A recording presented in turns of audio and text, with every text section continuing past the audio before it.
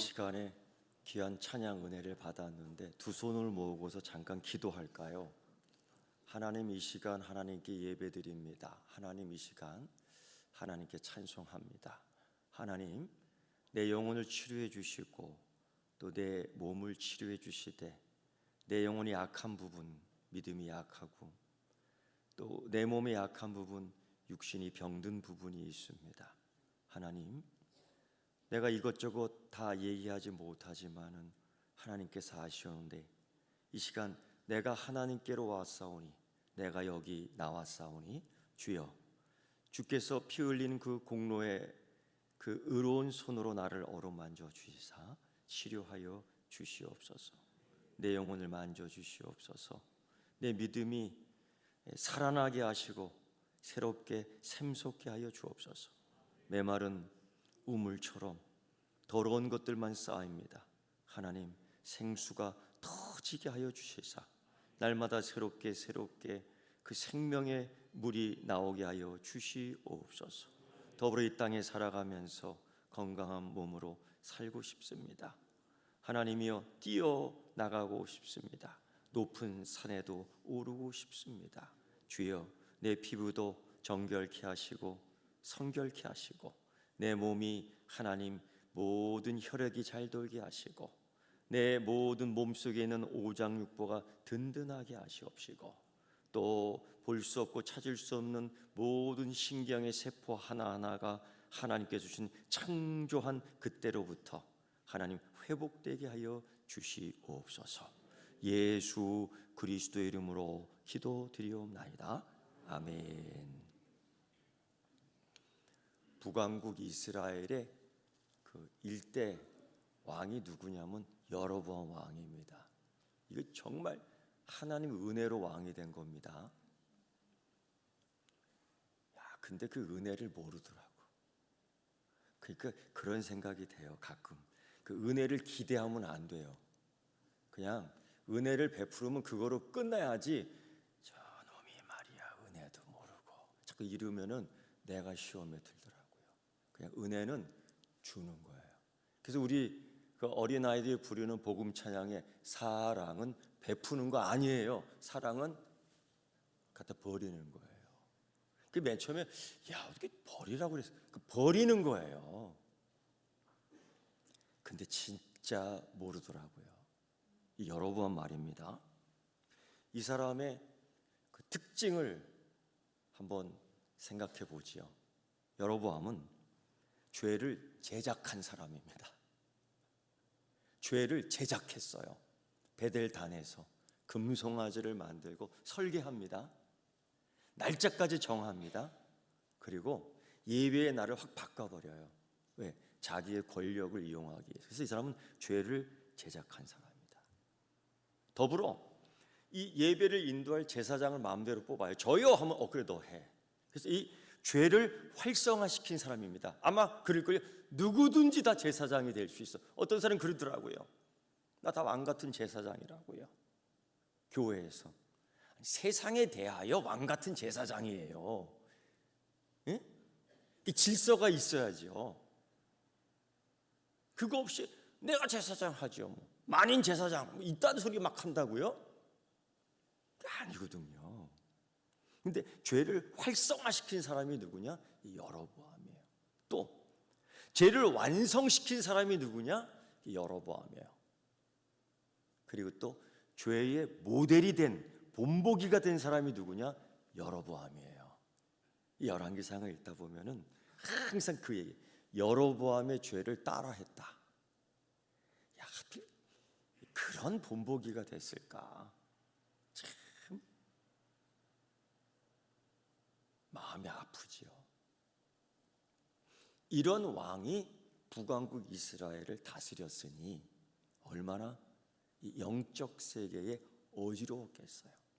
하나님 아버지께서 보다 못해 남유다에 있는 선지자를 베델의 단으로 파견합니다. 그들이 베델에서 제사를 지내고 있었습니다. 금송아지를 가지고. 아무런 제사장 너 해. 좋지요. 뭐 이런 옷 딱 입고 막 이러니까요. 먹을 거 떡고물이 막 떨어지니까요. 제가 할게요. 그러니까 제대로 되겠어요 이게? 1번 다음에 2번, 2번 다음에 3번, 이게 되겠어요? 막무가내로 되는 거예요. 이때 유다에 있는 선지자가 파견해요. 하나님께서 파견을 시켜요. 베델에 가서.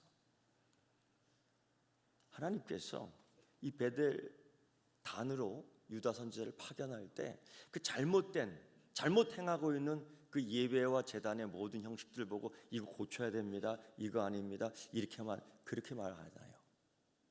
당장에 그냥 저주합니다. 이 망할 놈, 이 썩을 놈, 저주하는 거예요. 그거로 하나님 아버지의 마음을 표현해요. 이게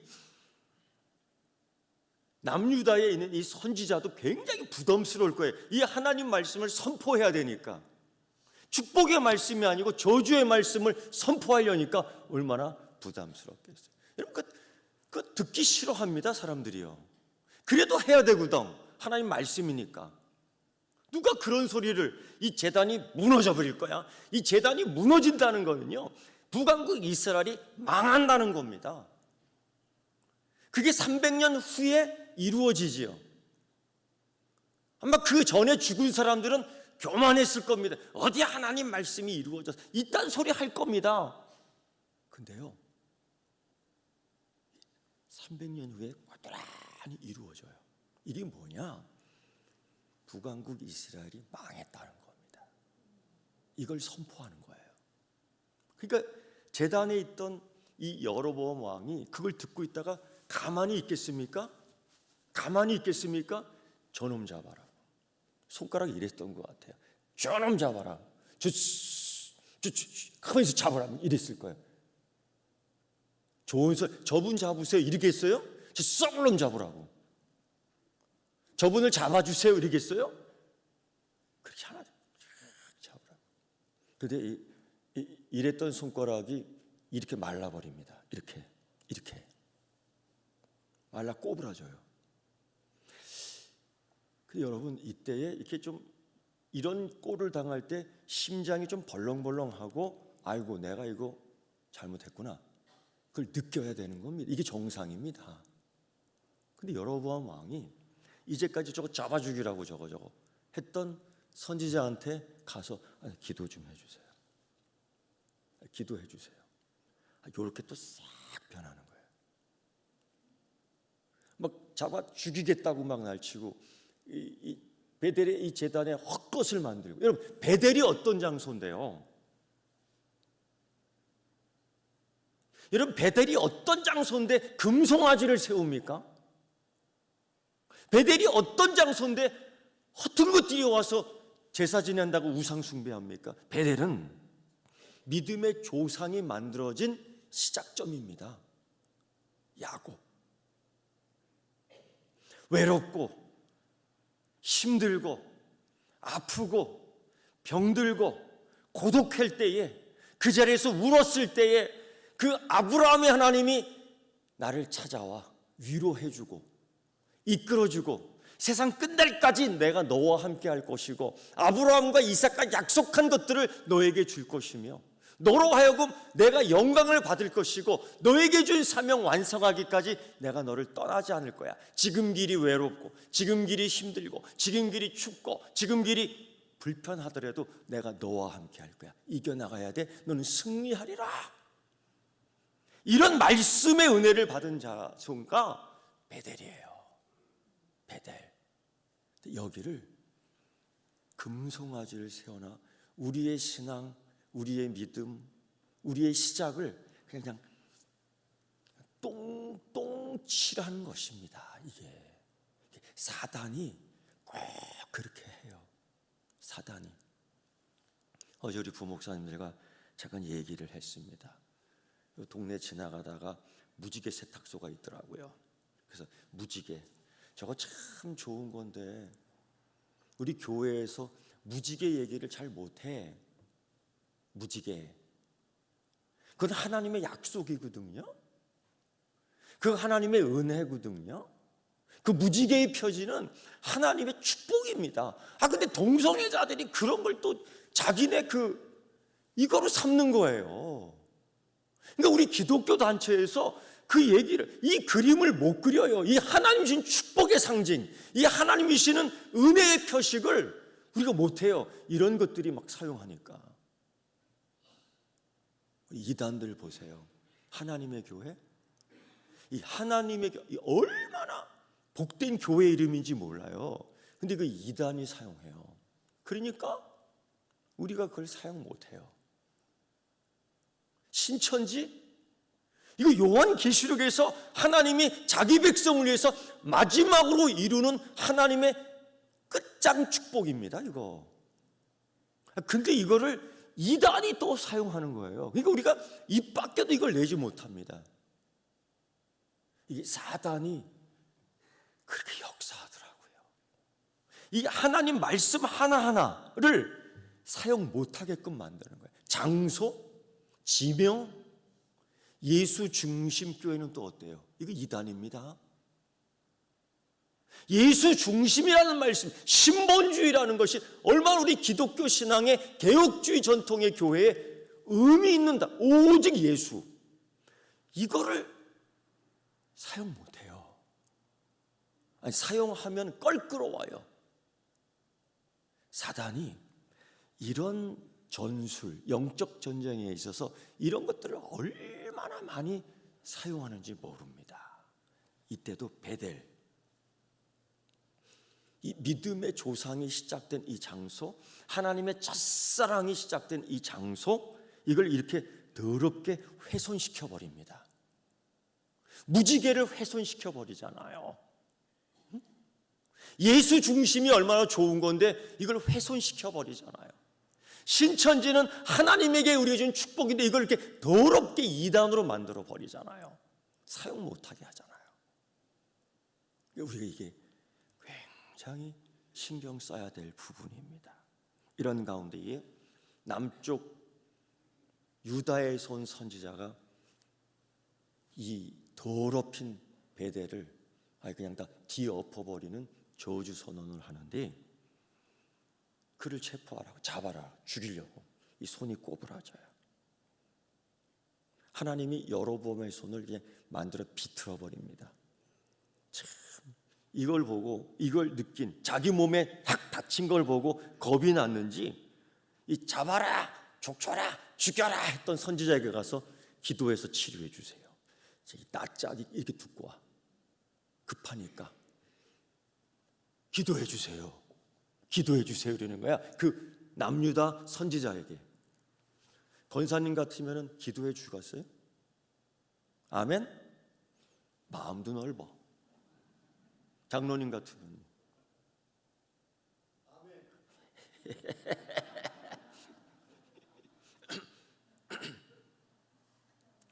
그래서 우리 교인들은 마음이 좋아요. 마음이 좋아. 다른 교인들은요, 그 왜 해줘요 기도를? 그 기도를 왜 해주냐? 여러분, 우리 이 세상에 대해 기도하는 게 우리 사명이에요. 응? 세상에 이런 사람 저런 사람 다 있다고 기도하는 게 우리의 사명인 줄 믿습니다. 해야 돼요. 이 남유다 선지자가 기도합니다. 펴져요. 이게 뭐냐? 하나님이 하고자 하는 의도가 있었던 거지. 이거 진짜야. 이거 진짜 말씀이야. 이거 들어야 돼. 듣지 않으면 안 돼. 이거 하나님 주시는 기회의 표적 사건입니다. 하나님이 주시는 기회예요, 이거. 이걸 여로보암이 또 받은 겁니다. 자, 이때의 여로보암의 반응은 어떻게 나타나야지 정상일까요? 퀴즈입니다. 오늘도 상품은 없습니다. 이럴 때에 이러한 기도의 응답, 이러한 치유의 은혜, 자기 삶에 있어서 다시 되돌아보는 이 환경을 다시 받을 수 있는 은혜를 경험했을 때에 이 여로보암은 어떤 반응을 해야 될까요?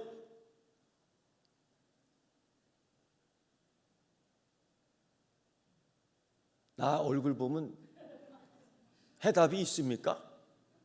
생각난 대로 한번 말씀해 보시죠.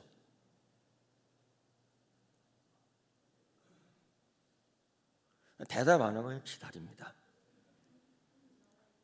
예? 이야, 감사와 회개가 있어야 돼요. 이 감사라는 거는 이 시대에 뭐냐면 화목제가 있어야 되는 거예요. 화목제물을 지으면서 그 선지자, 목회자에게 감사합니다. 예물 드리고 내 이 온전한 이 모든 것들을 기뻐하고 백성들과 함께 나누며 하나님께 영광 돌리는 화목제, 그리고 번제와 함께, 이게 사실 상번제, 매일 드리는 제사예요. 예배를 다시금 제대로 회복하고 여기에 회개의 기도에 번제를 올려야 되는 거예요.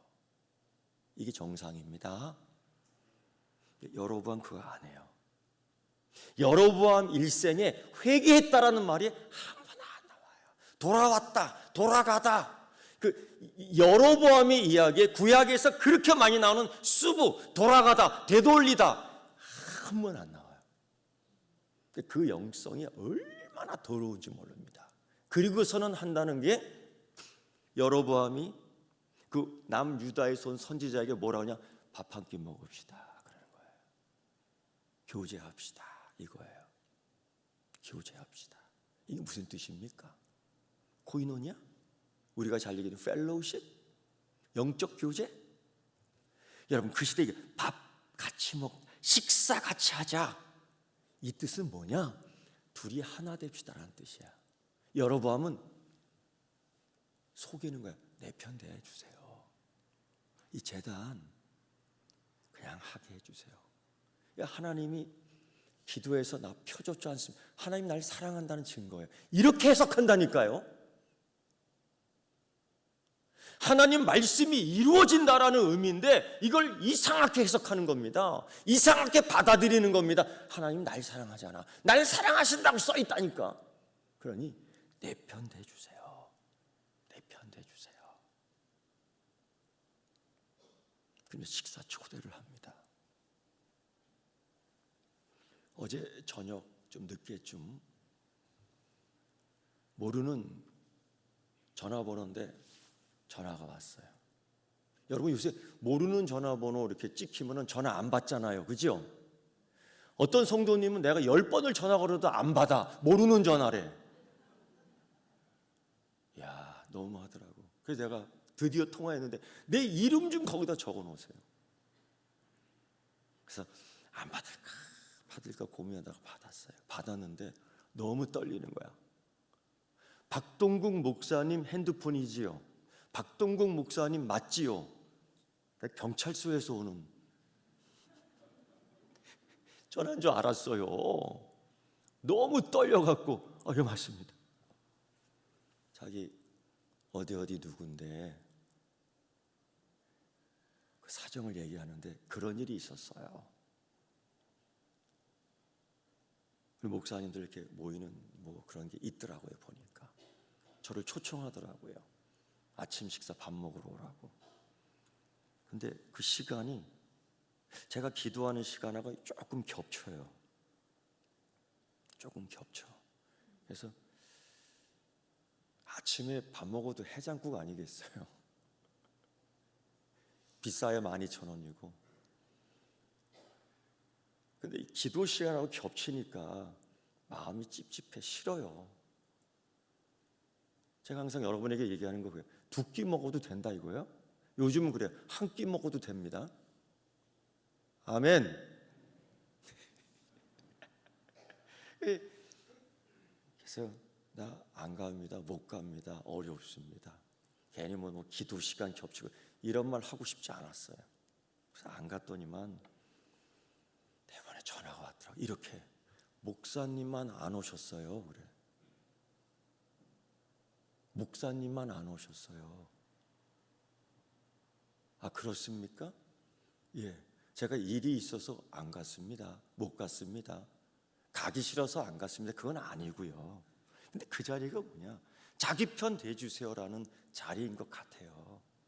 근데 내가 잘 모르고 내 기도하는 시간, 그때가 가장 즐겁다. 노래만 부르는 것이 아니라 내 삶에 있어서 그거 적용하고 싶고 실천하고 싶은 거예요.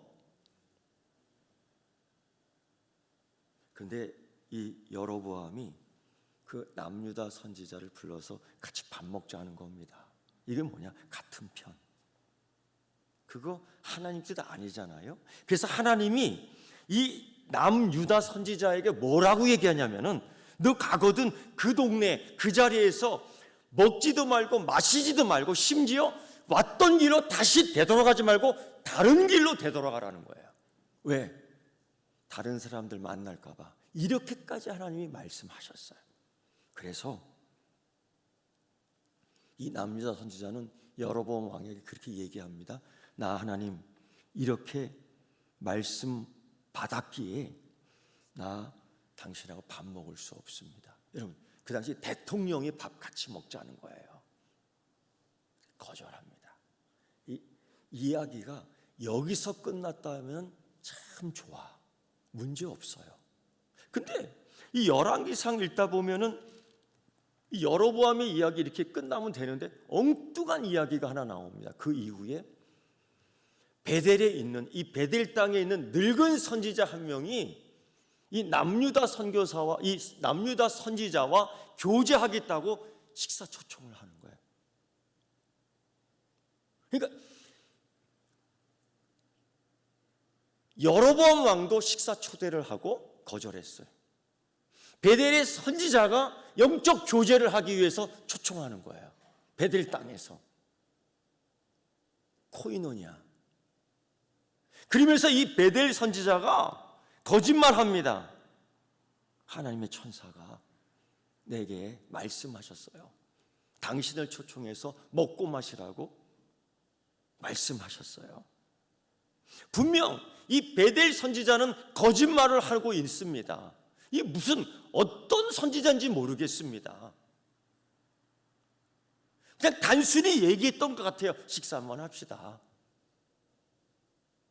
코이노니아, 우리 많이 듣던 얘기 아니에요? 펠로우십, 많이 듣던 얘기 아니에요? 좋은 게 좋은 거잖아요. 남유다의 신앙 이야기 해주세요. 우리 베델의 영적 상황 이야기 같이 해보죠. 기도합시다. 얼마나 좋아. 그런데 이거 명백히 하나님 말씀과 위배되는 거예요. 그런데 이 유다 선지자가 이걸 분별하지 못합니다. 이 가짜, 이 거짓, 이거를 듣고 혹 하고 그 집에 들어가서 먹고 마십니다. 야, 얼마나 맛있어요. 야, 이것도 맛있다.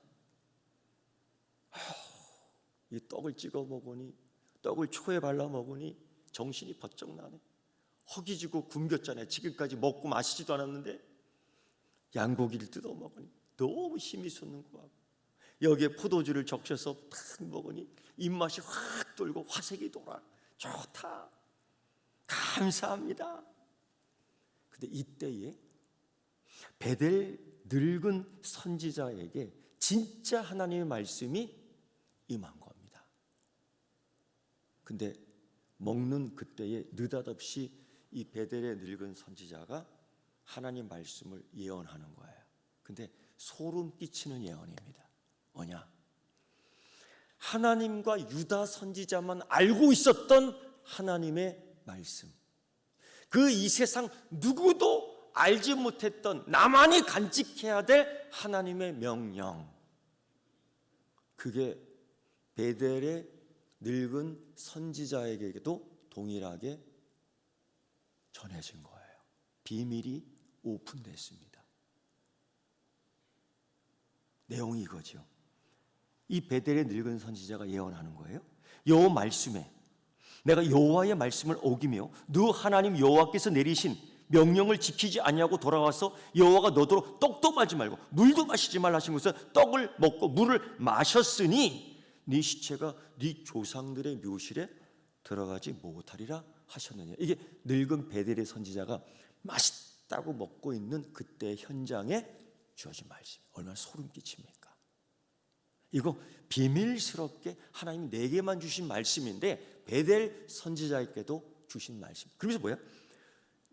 중요한 건 너 시체가 너 조상의 묘실에 들어가지 못하리라. 이건 뭐냐면 저주를 얘기하는 거예요.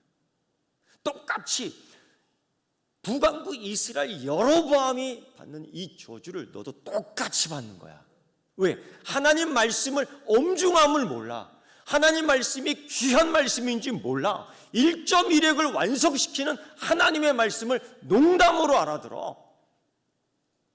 우리가 이런 경우가 많아요.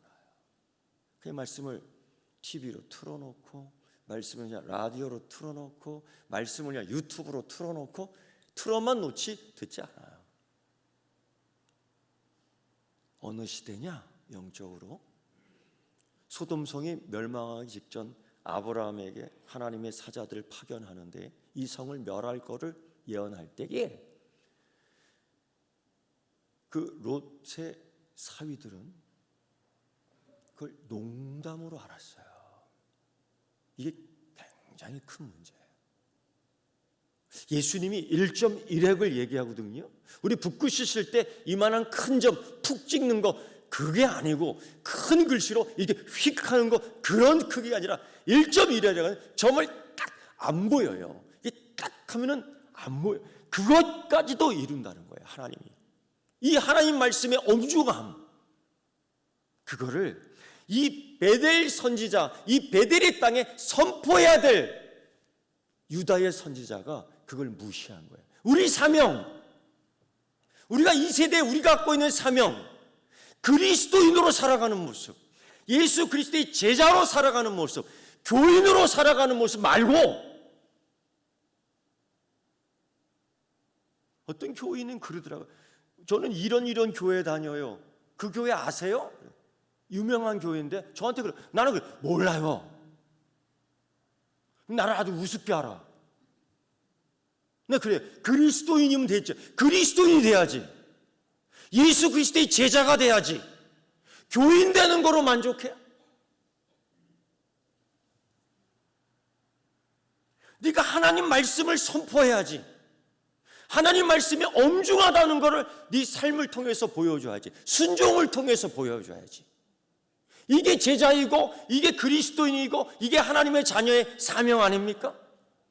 먹고 싶은 거 다 먹고 즐기고 싶은 건 다 즐기고 놀러갈 거 다 놀러가고 쓸 거 다 쓰고 유행 따라 살고 뭐 따라 살고, 그렇게 해서 어떻게 그리스도인으로 살 수 있습니까? 절제가 없는데 어떻게 그리스도인이 삽니까? 어떤 사람은 그걸 또 축복이라고 얘기해. 예, 그럴 수 있지요. 축복도 잘 관리해야 됩니다. 주시는 은혜도 잘 관리해야 됩니다. 은혜인 줄 알아야 됩니다. 유다 선지자는 그제서야 자신이 잘못된 걸 알고 부랴부랴 짐 싸고 나귀를 타고 급히 길을 떠납니다. 그런데 하나님의 말씀이요, 잘 바뀌어지지 않아요. 딱 정하면은 그대로 하시더라고요. 그러니까 하나님 말씀을 우리가 엄중히 여기는 것을 항상 생각해야 돼요. 급히 떠나요. 자기 잘못을 알고. 아마 그랬겠죠. 하나님 잘못했습니다. 근데 하나님은요, 지금 이 목적이 뭐냐? 하나님 말씀의 분명함을 지키기 위해 분명함을 이 베델에 선포했다고요. 근데 그 하나님 말씀의 분명함을 따르지 않은 이 유다 선지자는 큰 문제야. 그래서 하나님의 뜻이 분명함을 알리기 위해 하나님 스스로 자기의 종을 죽이기로 작정합니다. 근데 어떻게 죽이느냐? 길가에서 사자를 만나 사자한테 단번에 죽어요. 물어 뜯어 죽잖아요. 그냥 물려 죽는 겁니다. 그리고 놀라운 것은 그 현장을 목격한 증인들의 이야기를 보면은 그 사자가 물어 죽이기만 했다. 누구? 유다의 선지자를. 그리고 유다 선지자가 타고 온 나귀는 물어 뜯었기도 안 했다. 살아있더라. 그 사자가 그냥 그 시체 앞에 이러고 있더라. 그리고 더 놀라운 것은 나귀도 사자를 무서워하지 않고 거기에 그냥 이러고 있더라. 누구 앞에? 죽은 선지자 앞에. 이게 뭘 의미하는 겁니까? 사자의 본능, 물어 뜯어 찢는 거고 찢은 것을 먹는 겁니다. 이 사자의 본능이에요. 그 큰 사자가 그 늙은 선지자 하나 먹는 거로 배부르지 않습니다. 곧 옆에 있는 나귀도 찢어 먹어야 되는 것이 본능입니다. 그런데 그 사건 현장을 증거한 베델의 사람들이 뭐라 그러냐면은 사자가 그렇게 하지 않았고 오히려 시체를 지키고 있었고 나귀는 도망가지 않고 그 옆에 가만히 있어이다. 뭘 의미하는 겁니까? 본능을 거스리는 사자, 본능을 거스리는 나귀. 나귀는 사자를 두려워하여 도망가야 되고 사자는 나귀를 쫓아가 물어 뜯어야 합니다. 그런데 안 해. 뭘 의미하는 겁니까? 하나님께 순종하는 사자와 나귀예요. 봐라,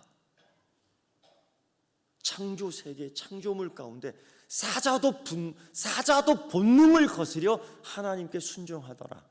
나귀도 본능을 거스려 하나님께 순종하더라. 근데 너 선지자라고!